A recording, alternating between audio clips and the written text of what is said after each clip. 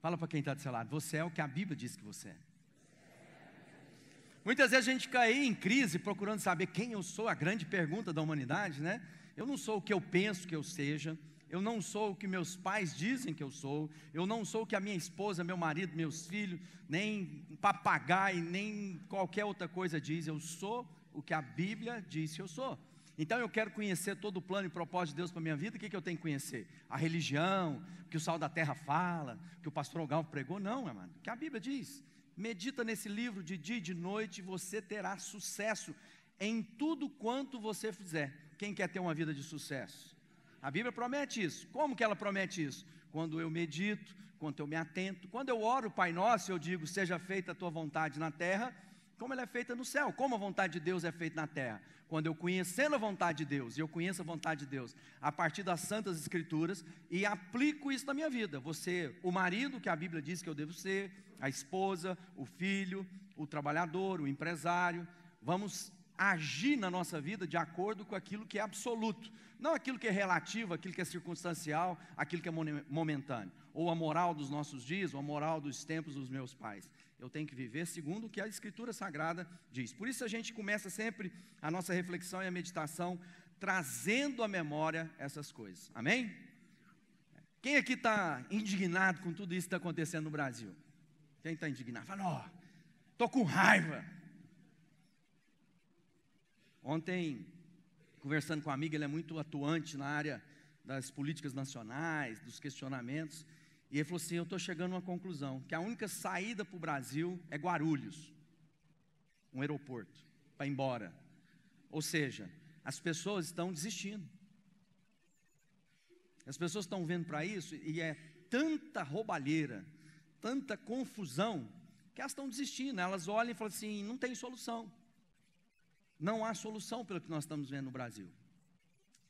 Nunca a igreja evangélica no Brasil, cristã evangélica, cresceu tanto como nas últimas 3 décadas. Desde os anos 90, o crescimento da igreja é acima do crescimento da população, ou seja, a igreja tem crescido de maneira que o Brasil tem se tornado um país que é chamado de discípulos de Jesus. Nós temos uma cultura histórica, né, da nossa vida cristã católica, mas agora está tendo um redescobrimento da Bíblia. Ou seja, as pessoas que são cristãs começaram a ler a Bíblia e começaram a perceber que não é aquilo que a religião diz, não é aquilo que as tradições apontam, mas eu tenho que voltar para aquilo que a Bíblia me orienta para viver. Isso produz o quê? Produz um despertamento espiritual. Começamos a perceber que não é o rito, não é a caminhada, não é o sacrifício, não é o que eu sou capaz de fazer que vai me levar para o céu. É aquilo que Jesus fez de uma vez por toda na cruz do Calvário. Ou seja, Jesus fez uma obra e não foi aquilo que eu fiz, foi aquilo que Ele fez por mim. Isso traz descanso e traz comprometimento com esse Cristo que fez uma obra que nenhum de nós éramos capazes de fazer.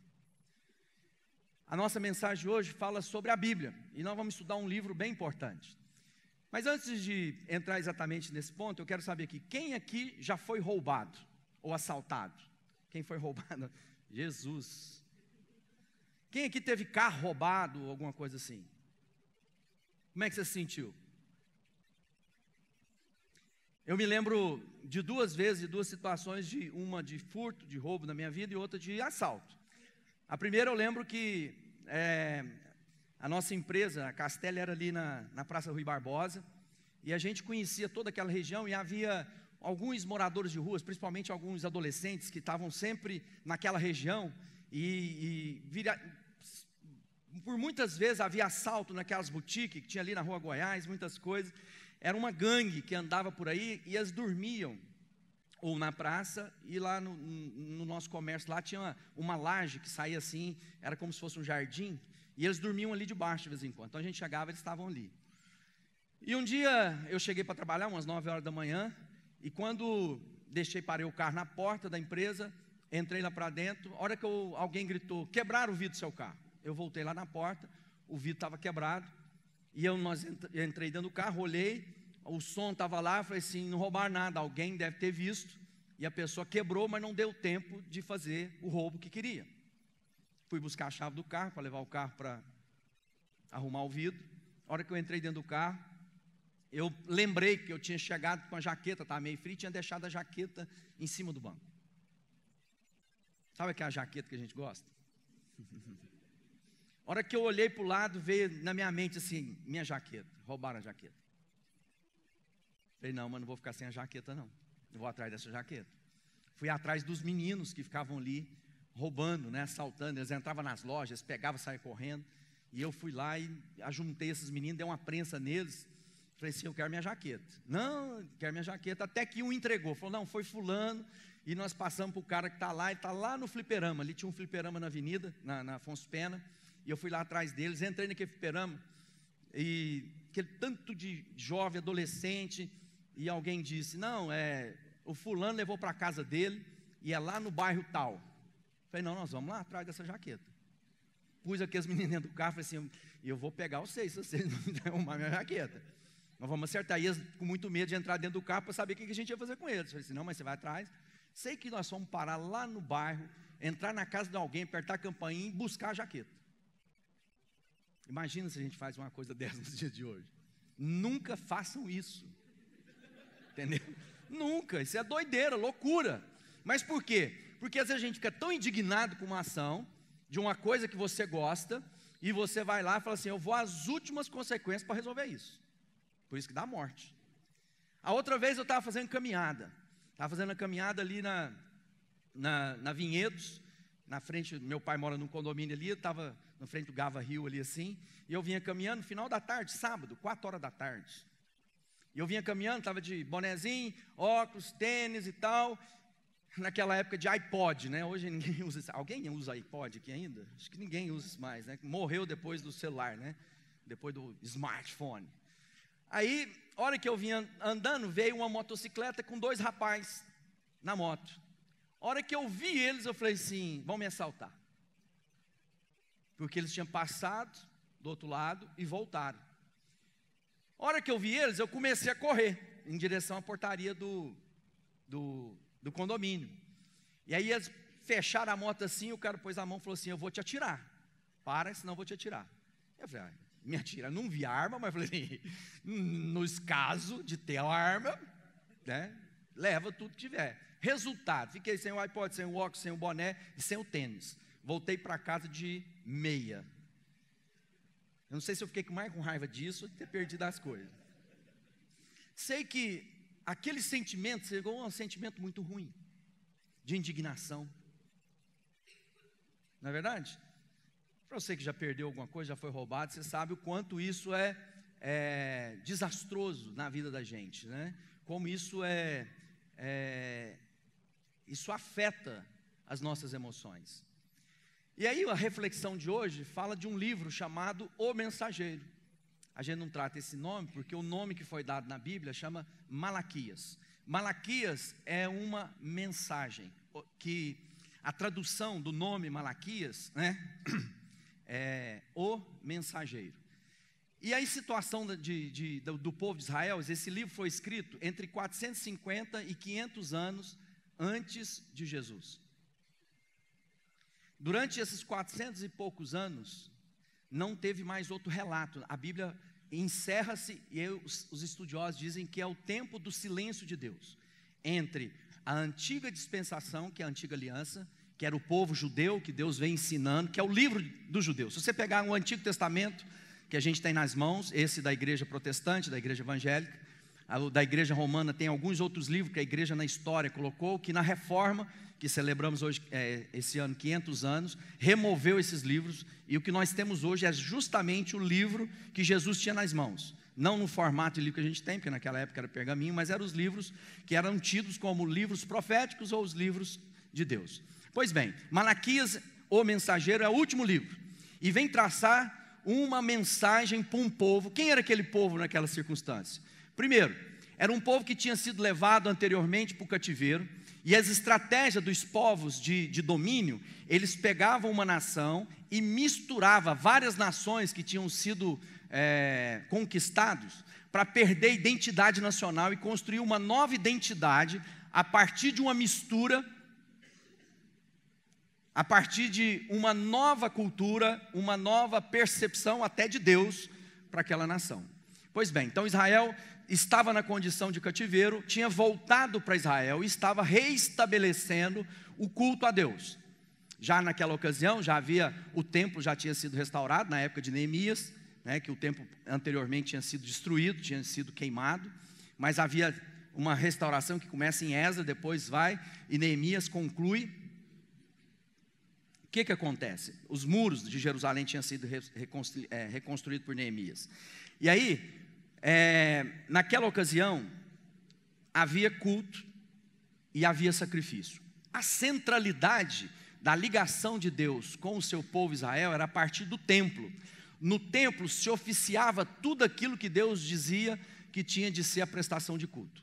Era o momento de trazer as orações, trazer o louvor e trazer o sacrifício. O que eram os sacrifícios? Os sacrifícios eram aqueles que lá em Moisés Deus tinha estabelecido. Lá atrás, quando Deus começa a fundar uma nação, Deus começa lá em Levítico, você pegar a sua Bíblia, ler o livro de Levítico, todas as ordenanças bem elaboradas, complicadíssimas, mas muito ricas em detalhes que apontam para um só sacrifício, que é Jesus. Pois bem, naquela ocasião, eles estavam trazendo de volta o sacrifício no templo. O sacrifício era: todo homem, toda mulher, toda família deveria todo ano trazer, o quê? Um animal como sacrifício substitutivo pelo pecado da vida daquele ano. Mas a condição de trazer aquele animal não poderia ser qualquer animal. Ele tinha de ser um animal perfeito, sem mancha, sem mácula.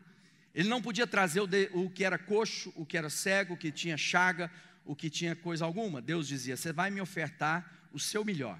Você vai trazer aquilo que era o mais importante na sua vida e vai apresentar diante do sacerdote, e o sacerdote vai receber isso vai ser imolado, isso vai ser sacrificado em oferta suave a Deus. O sacerdote matava aquele animal, o derramamento de sangue era simbolicamente dizendo: os pecados foram perdoados porque houve sacrifício de sangue. Por isso que a gente diz: o sangue de Jesus tem poder. Qual o poder? De perdoar pecados. Ele é o cordeiro substitutivo, é o cordeiro que deixa de ser os animaizinhos e passa a ser agora o cordeiro de uma vez por todas, sacrificado pelo próprio Deus. Tudo isso apontando para Cristo. Mas havia ali uma situação. Abra sua Bíblia lá em Malaquias e a gente junto vai aprender algumas coisas. Abra no primeiro verso do primeiro capítulo e olha só o que ele diz.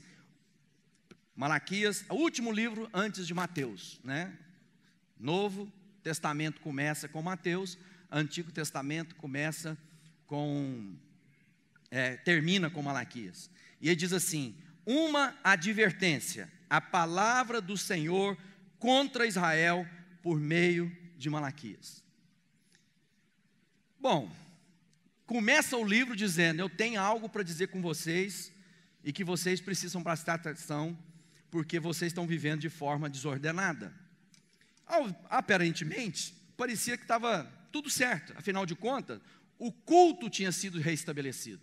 O povo estava comparecendo na atividade solene. As pessoas estavam trazendo sacrifício. Os sacerdotes já tinham, uma vez mais, tomado lugar para mediar as coisas entre Deus e os homens. Havia aquilo, uma aparência, muito aos olhos dos homens, estava tudo certo. Mas aí Deus começa a trazer uma advertência séria. Ele começa a falar a respeito da infidelidade e da falta da qualidade da adoração que as pessoas têm. Ele começa a dizer assim: olha, vocês têm ofertado, vocês têm prestado culto de qualquer forma. Vocês têm feito isso de uma forma qualquer. É mais ou menos assim. Nós temos aqui hoje uma reunião. E essa reunião começa a que hora? 5:30. E aí a gente chega 5:45. A gente chega 5:10. A gente chega 5:31. Ou seja, que hora que é o nosso compromisso solene diante do Deus eterno? 5:30. A pergunta que eu faço é: quando eu chego atrasado no culto, eu estou dizendo o que a respeito do culto que eu presto a Deus? Deus entende. Está de boa, estou assistindo um pouquinho de televisão, o jogo está acabando. Deus sabe. Deus conhece meu coração. Os meninos, complicado, aqui em casa agora tem filho, tem que dar banho, tem que arrumar. Ah não, é porque eu pego um ônibus, 2 condições. Nós começamos a dizer que o nosso culto a Deus não é lá tão importante, porque afinal de contas, eu não perco horário para pegar o avião, eu não perco horário para entrar no cinema. Se eu for por entrevista de emprego, eu não vou chegar atrasado, porque eu sei que se eu atrasar, eu já vou ser descartado na seleção. Mas Deus não, está tudo certo, Deus é meu parça, Deus conhece meu coração. Eu estou dizendo o quê? No tempo de Malaquias, Deus começa a olhar para essa qualidade do culto do povo e começa a dizer: eu tenho algo contra vocês. E aí ele começa a fazer uma afirmação muito forte, pensando nessa roubalheira que estamos vendo no Brasil. Nós mesmos vimos aqui quantas pessoas assaltadas, roubadas. Qual a última pessoa nós poderíamos pensar que poderia ser roubado? Deus. Como é que rouba Deus? Parece ser impossível, afinal, o Senhor dos céus e da terra e do mar, o Deus criador dos céus e a terra, de todas as coisas, começa a trazer uma advertência àquele povo, dizendo: vocês estão me roubando. Vocês têm feito algo que não é de acordo com a aliança que eu tenho com vocês. Vocês têm tornado a minha aliança com vocês em coisa desprezível. Vocês têm, na hora do culto, vocês têm se colocado de uma maneira, né, que as pessoas que chegam no culto e pensam que bom, agora eu tenho 1h30 para pôr em dia meu WhatsApp, colocar minhas redes sociais em dia, né, e às vezes a gente fica ali do fundo, que aqui é tanta gente assim, está nem aí o que está acontecendo. É esse tipo de culto que nós prestamos a Deus? É essa qualidade da nossa relação solene com Deus? É isso que nós estamos dizendo que Deus é para nós, quando a gente diz na nossa adoração, e a gente é silencioso na hora da música, ou na hora de eu me colocar de joelhos, eu acho que eu sou muito nobre para ter que joelhar no meio de todo mundo, ou eu retenho as minhas emoções e não quero chorar na frente das pessoas, porque eu acho que eu sou melhor. O que as pessoas vão pensar de mim se eu estiver chorando? Afinal, eu sou uma pessoa muito conhecida na cidade. Como uma vez uma mulher veio aqui e falou que não ia voltar mais, e não voltou mais. E sabe por que ela não voltou mais? Porque ela falou assim: porque eu chego na presença de Deus, eu começo a chorar, e eu não quero que as pessoas conheçam as minhas dores. O que é isso, amado? Arrogância, presunção e vaidade. Mas quando a gente vê a vida de Malaquias, aquele povo tinha sido conquistado, e agora eles começaram a se misturar com as ideias. E da onde vem a frouxidão espiritual da nossa vida? Quando nós começamos a ter na nossa vida coisas muito misturadas. A gente começa a fazer a somatização de um tanto de ideia. A gente fica tentando pegar um tanto de coisa para fazer para a gente a nosso próprio culto a Deus. Nós começamos a fazer um Deus que ele é inteirinho, cortado, segundo o nosso desejo e o nosso apetite. Nós colocamos no caráter de Deus aquilo que achamos que ele deveria ser. Nós pegamos um pedaço aqui, um pedaço lá, que as pessoas confusas, que acham que espiritualidade é misturar tudo num caldeirão, misturar aquilo conforme o seu desejo, o seu apetite. Confuso, muitas vezes intelectualizados. E Deus diz: vocês estão tornando o meu culto desprezível. Vocês estão me roubando. Mas te roubando, Deus? Aí começa uma conversa longa, e eles falam assim: mas em que nós estamos te roubando? A pergunta que eu faço: você já roubou alguma coisa de alguém? Eu te perguntei, não vou levantar a mão não.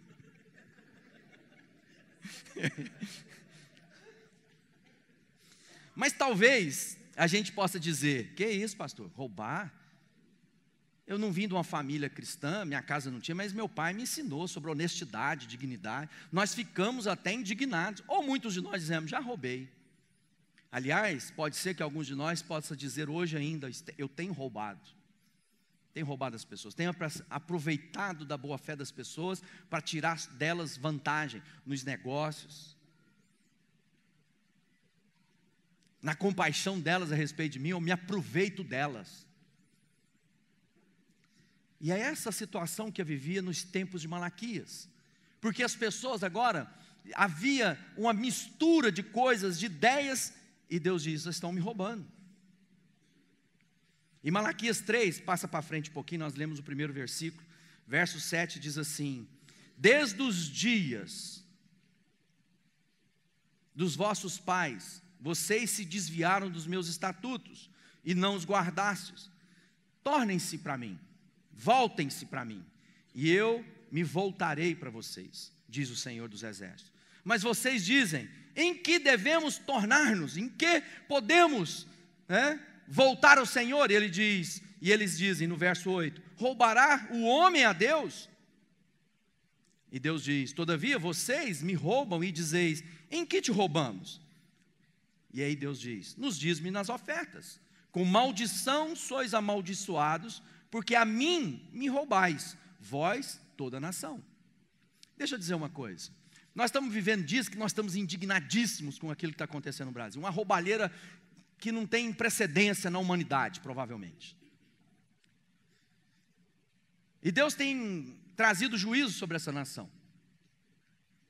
Mas quando a gente olha para isso, a gente pensa assim, não tem solução. A meu ponto de vista, eu sou mais otimista, eu imagino que esse crescimento da igreja, desde a década de 90, tem produzido luz, e essa luz vai trazer o quê? Tudo que está oculto tem que ser revelado, é o que a Bíblia diz. Então, a igreja vai crescendo e Deus vai agindo. Os porões, as baratas, os ratos, quando começa a poluir, você já viu? Você vai num determinado lugar e parece que está tudo quieto, só que você acende a luz, que você vai ver às vezes aqueles animais que andam e se aproveitam das trevas para poderem roubar, para poderem deteriorar as coisas. Pois bem, Deus está trazendo luz nessa nação. E sabe por onde Deus começa? Ele diz todas as vezes que Ele vai trazer luz sobre as coisas. Não é apenas começando nos nossos governantes. Ele diz, aliás, a Bíblia está cheia de governante corrupto, de gente que se aproveitou. Mas todas as vezes que Deus chama a realização, Ele começa pelo povo dele. Ele não estava falando com os governantes. Malaquias, o mensageiro, ele estava dizendo ao povo de Deus, ele estava dizendo, olha, eu vou começar o juízo com vocês, porque vocês têm tornado a minha fé, a minha relação com vocês em coisa desprezível. Deus não estava lá falando do rei, que estava tendo um caminho distante, ele estava falando com o povo, ele estava falando com o povo e com os sacerdotes. Vocês e toda a nação têm me roubado. Naqueles dias, o povo tinha deixado de cumprir os seus votos com Deus.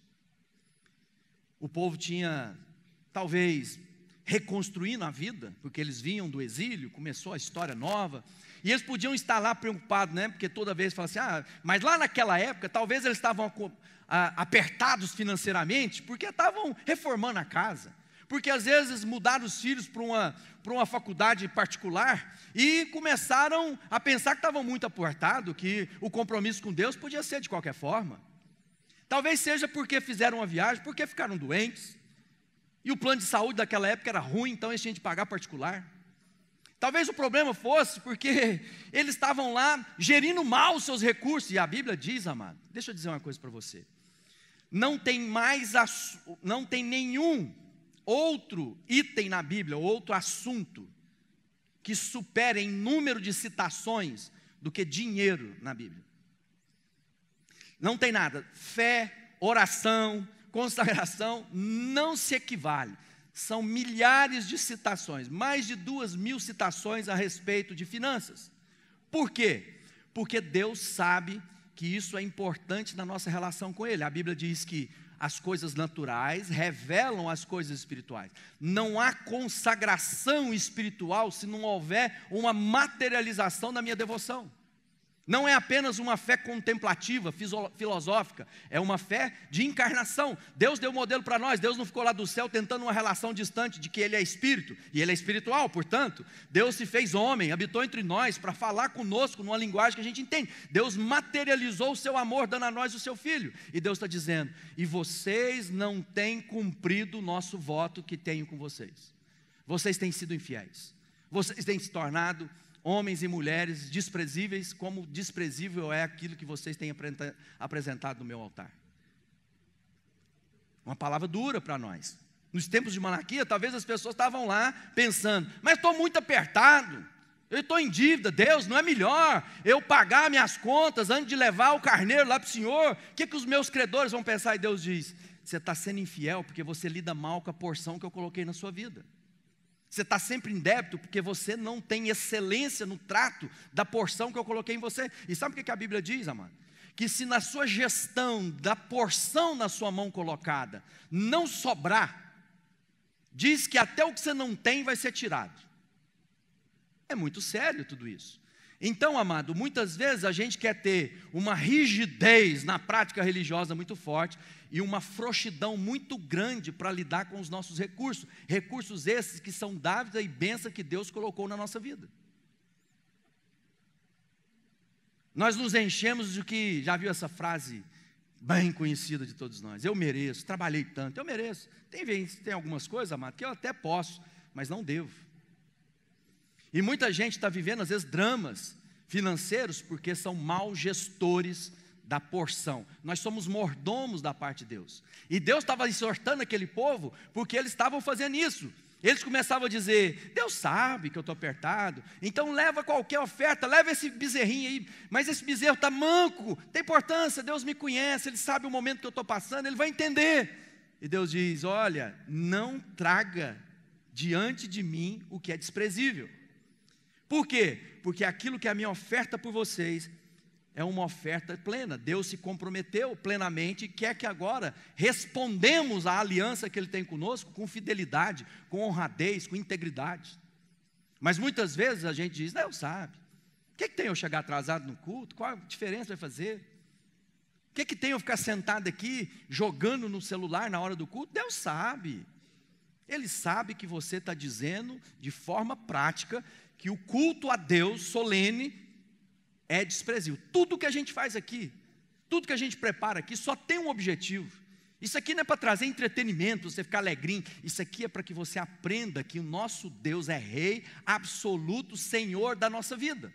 Quando a gente se curva diante dele de joelhos, é para dizer em alta voz, primeiro a minha própria vaidade, meu orgulho, a minha soberba, mas também para o inferno, para as pessoas, que eu tenho um rei, que eu me prostro aos pés deles e me rendo.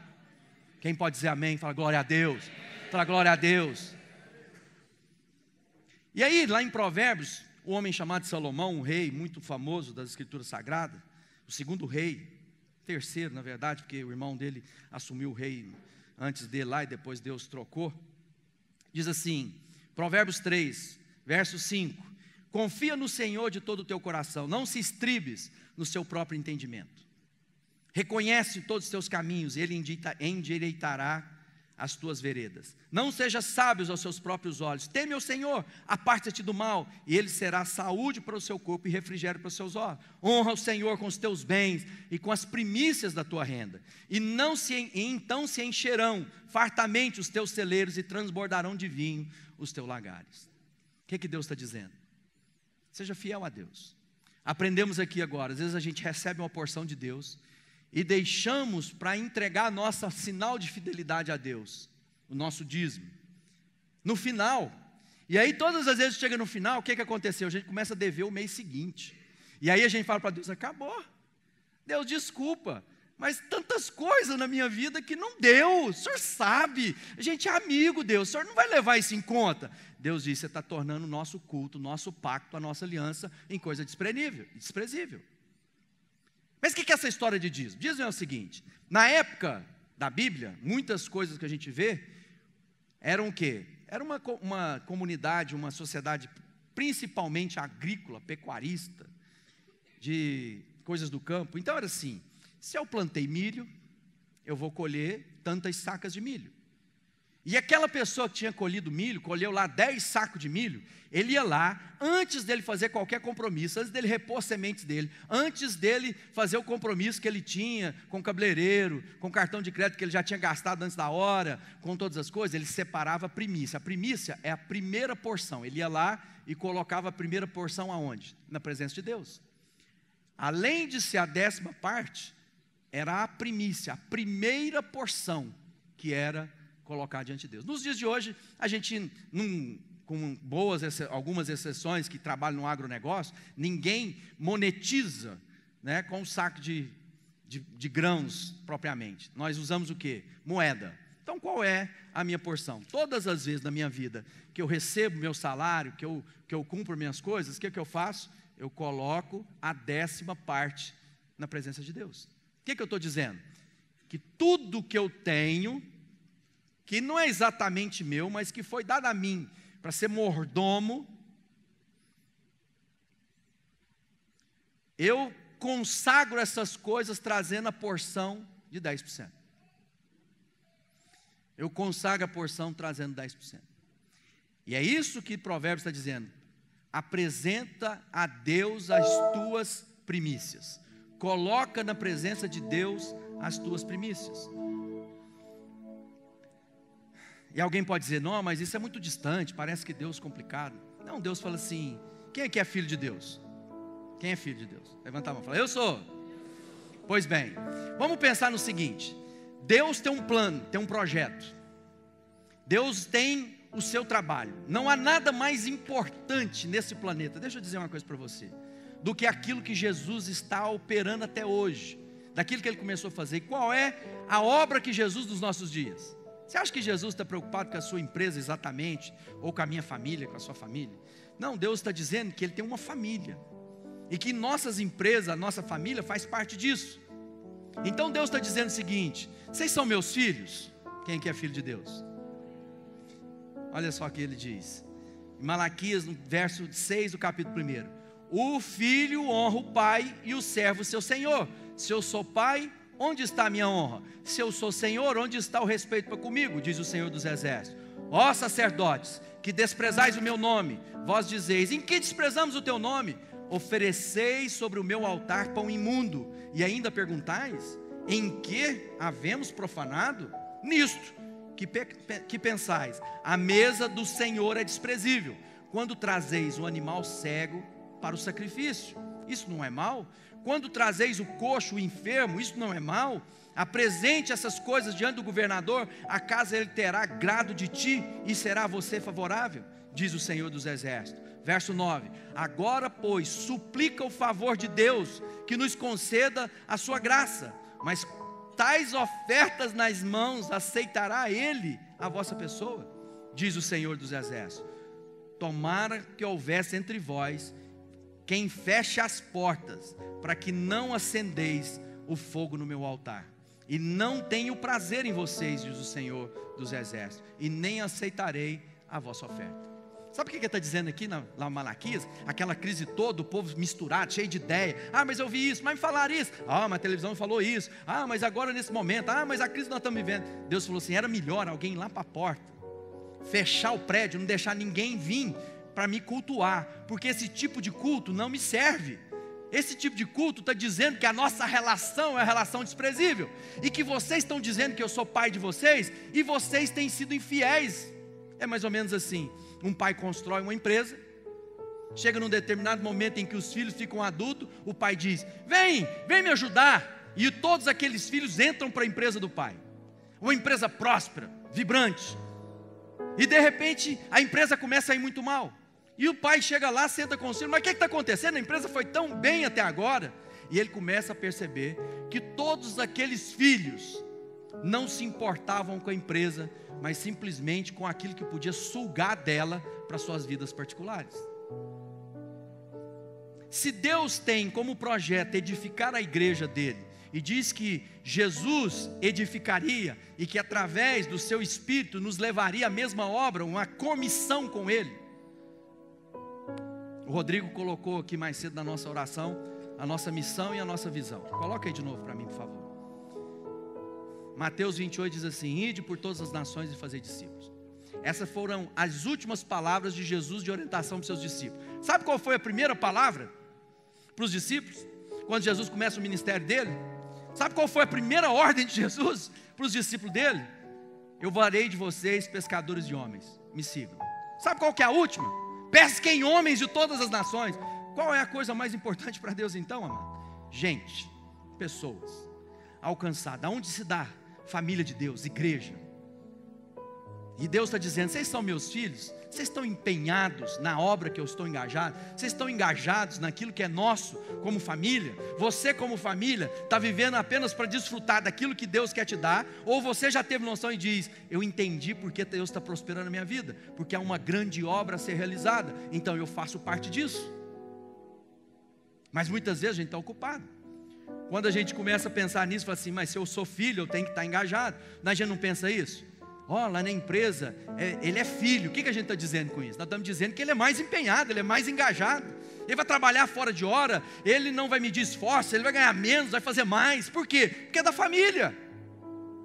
Mas muitas vezes a nossa relação com Deus, nós estamos dizendo: deixa para lá, Deus sabe, vou desfrutar a vida, eu só quero as bênçãos, eu quero desfrutar. Aí eu chego atrasado, eu sou infiel no meu dízimo, eu não adoro a Deus com meus lábios, eu não engajo na obra missionária, eu sou preguiçoso. E Deus está dizendo ao povo de Malaquias: vocês estão dizendo que a nossa relação não vale nada para vocês. E aí ficam pedindo o meu favor. Será que alguém seria favorável a vocês com esse tipo de relação? E às vezes a gente apresenta para Deus o quê? O filho doente, o drogado, o pitimbado, a empresa quebrada, o que não tem mais solução. A gente fala: Deus, é teu. O bom, a gente fala: que isso, Deus? Esse menino vai fazer medicina, vai se prosperar, olha só que orgulho. Mãe, pai, tive um encontro com Jesus, vou me cadastrar nos Médicos Sem Fronteiras e vou mudar para a África Oriental. Você está ficando louco, menino? Mas o que está lá no centro de recuperação, Deus leva. O que eu estou dizendo? As coisas de Deus são desprezíveis, é só para gente desprezível, não é para mim. A minha vida é muito boa, para que eu vou ficar envolvendo nisso? Vou trazer meu dízimo? Não, meu dízimo é muito alto. Você sabia que quanto mais prósperos nos tornamos, mais infiéis nos tornamos? As estatísticas mostram que quanto mais rica a pessoa é, menos proporcionalmente ela dá para a obra missionária, para o reino de Deus. Isso é incrível, porque tinha de ser o contrário. Quanto mais Deus me prosperasse, mais generoso eu teria que tornar, porque eu preciso menos daquela porção que eu tenho. Mas não, a gente se torna. Aí eu me lembro de um empresário que procurou um dos nossos pastores e falou para ele assim: pastor, eu preciso conversar, porque eu estou vendo esse trem de Malaquias aí, e eu tenho que conversar com o senhor sobre isso. E o pastor: perfeito, irmão, vem cá, vamos conversar. Sentou lá com o pastor, e o cara começou a falar: não, sabe o que é? Eu sou um homem muito próximo, eu vim de uma família muito simples, consegui, hoje eu sou um homem muito rico, tenho muitas posses, muitos bens. E o pastor falou: que benção, Deus te abençoe, né, irmão? Está muito bom. Mas seguinte, pastor, eu vim cá para dizer que eu não posso dar meu dízimo. E o pastor falou assim: mas por que, irmão? Porque o meu dízimo é tão alto, que se eu colocar aqui na igreja, vai corromper o irmão. O pastor falou assim: mesmo? Vai te corromper, pastor. Aí o pastor falou: irmão, muito obrigado, você está preocupado comigo. Mas vamos fazer o seguinte, para que nem eu peque, nem você peque, vamos fazer o seguinte: vamos orar, e Deus vai tornar o seu dízimo de um tamanho que você pode dar sem que me corrompa. O cara não voltou até hoje lá. Por quê? Porque, amado, nosso coração muitas vezes está preso em coisa que Deus diz que não pode dar. Por isso que a Bíblia trata tanto de dinheiro, porque um dinheiro é um ótimo servo, mas um péssimo senhor. E muitos de nós temos deixado que o dinheiro se assenhore do nosso coração. E quando então eu trago a Deus meu dízimo, isso aqui é a primeira porção. Dízimo é aquela porção que marca a minha disposição de aliança, é a minha obrigação mínima. Eu estou dizendo para o meu recurso, para os dinheiros, para minhas coisas, que aquilo que eu tenho não é meu, é de Deus. E eu dou um sinal para mostrar: Deus, toda vez que precisar de mais, fala comigo, mas está aqui só para trazer a memória para mim, para o inferno, para os meus amigos, meus filhos, meus pais, que tudo que eu tenho pertence ao Senhor. Só um Deus se equivale ao Deus único e verdadeiro. Eu estava ministrando ontem num casamento, e o texto que Deus me deu foi lá em 1 Coríntios 8,6, que diz: para nós há um só Deus, o Pai, e um só Senhor, Jesus Cristo, em que todas as coisas foram criadas e por meio dele vivemos. Só que antes disso, Paulo escrevendo a essa igreja, ele fala assim: muitos se dizem deuses, mas há um só Deus. É interessante que depois ele fala que o ídolo não é coisa alguma, a estátua, aquilo que se carrega nas costas, aquilo que você tem que levar de um lado para o outro, ou que você põe para dar sorte no seu bolso, atrás da porta da sua casa, isso não é nada. Ele é o que a gente atribui aquilo.